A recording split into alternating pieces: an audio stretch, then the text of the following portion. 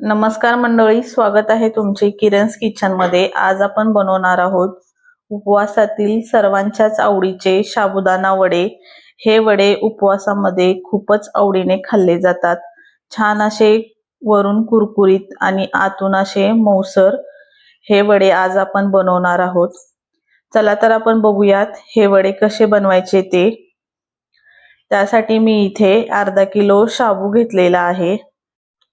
शाबू आपण छान पद्धतीने धुवून घेतले की आपले वडे खूप छान असे बनून तयार होतात।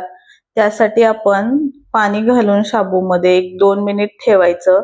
नंतर त्याला छान असं चोळून धुवून तुम्ही बघू शकता अशा पद्धतीने मी एका धान्य चाळण्याच्या चाळणीमध्ये शाबू घालून हा मी सिंक मध्ये असा नळाखाली पकडून शाबू स्वच्छ धुवून घेत आहे। त्यामुळे आपले स्टार्च पूर्ण निघून जातात आणि आपला शाबू अजिबात असा चिकट वगैरे होत नाही। तुम्ही साबुदाणाची खिचडी जरी बनवत असाल तर शाबू आपण अशाच पद्धतीने धुवून घ्यायचा। त्यानंतर मी यामध्ये एक अर्धा ग्लास पाणी घातलेलं आहे आणि हे आपण 2 तासासाठी झाकून ठेवूया। शाबू जर तुम्ही सकाळी करणार असाल तर रात्रीही तुम्ही भिजू घालू शकता। आता मी इथे शेंगदाणे भाजून घेत आहे। शेंगदाणे आपण छान असे खमंग भाजून घ्यायचे। तुम्ही बघू शकता अशा पद्धतीने शेंगदाणे थोडेसे थंड झाले की त्यावरची ही साल अशी काढून घ्यायची। शेंगदाणे आपले खूपच छान असे खमंग भाजलेले आहेत, तुम्ही बघू शकता। आणि मी ही अशा झाऱ्याने इथे चाळून घेतलेली आहे। आता आपण शाबू एका मोठ्या भांड्यामध्ये काढून घेऊयात।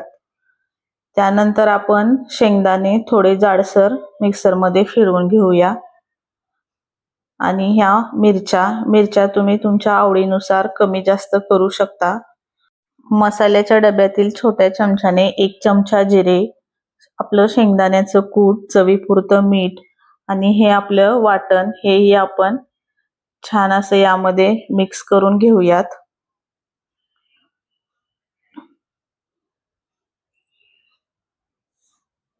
हे छान असं मिक्स केलं की यामध्ये आपण तुम्ही बघू शकता या साइजचे मी 2 बटाटे घेतलेले आहेत। लहान असतील तर तुम्ही 3 ते 4 घेऊ शकता। हे थोडेसे मोठे बटाटे आहेत म्हणून मी 2 घेतलेले आहे। हे बटाटे घालून छान असं कुस्करून याला आपण मळून घ्यायचं, एकजीव करायचं पूर्ण। तुम्ही बघू शकता या पद्धतीने